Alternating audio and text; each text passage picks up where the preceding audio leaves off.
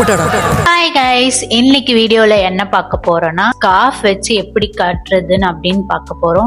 Subscribe வந்து ரொம்ப நாளா என்கிட்ட கமெண்ட்ல சொல்லிட்டே இருந்தாங்க, ப்ளீஸ் போடுங்கன்னு சொல்லிட்டு நான் ஃபைனலா உங்களுக்காக நான் போடுறேன். அவங்க வந்து வீடியோ பார்த்துட்டு எனக்காக வந்து ஸோ இந்த மாதிரி வீடியோ போடுங்கன்னு சொல்லிட்டு கேட்கும் போது எப்படி பண்ணாம இருக்க முடியும். ஸோ அதனால நானும் வந்து களத்துல இறங்கிட்டேன். ஸோ அவங்களுக்காக தான் இந்த வீடியோ.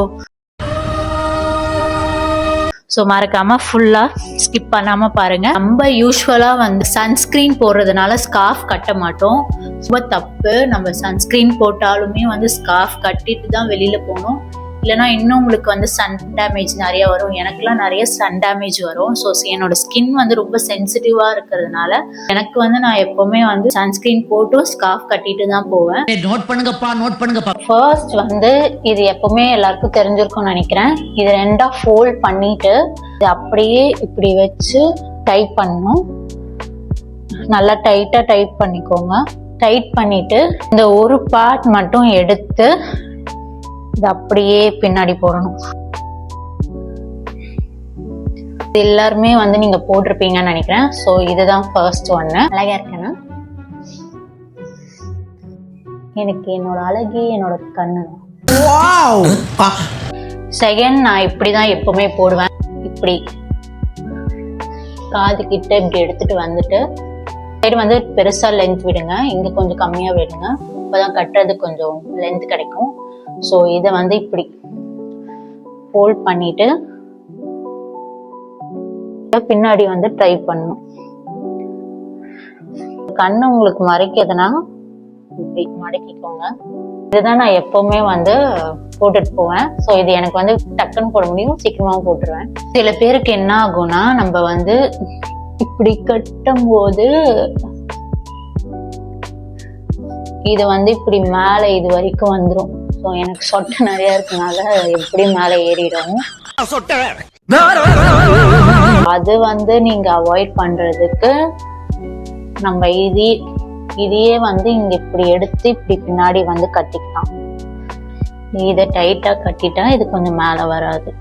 அப்புறம் இந்த எண்டை வந்து இத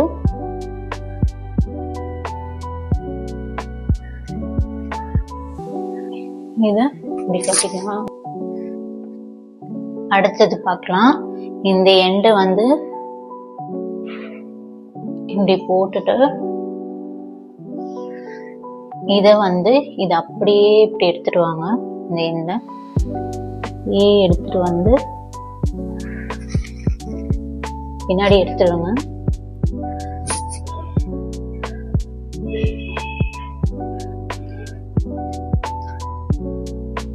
அப்படியே இப்படி எடுத்துட்டே வாங்க. கொஞ்சம் கஷ்டமா இருக்கும் கொஞ்சம். ஸோ இதை வந்து இப்படி வந்து சொருவிடுங்க. முஸ்லீம் மாதிரி இருக்குன்னா பொட்டு எடுத்த முஸ்லீம் மாதிரி தான் இருப்பேன்.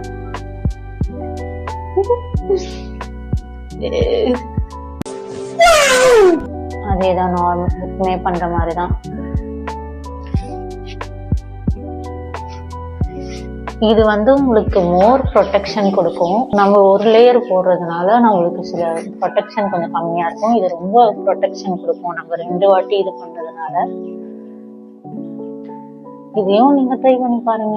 ஸோ நெக்ஸ்ட் வந்து ஃபர்ஸ்ட் பண்ணோம் இல்லையா, இந்த மாதிரி இப்படி மடிச்சுட்டு 2ஆ ஃபோல்ட் பண்ணிட்டு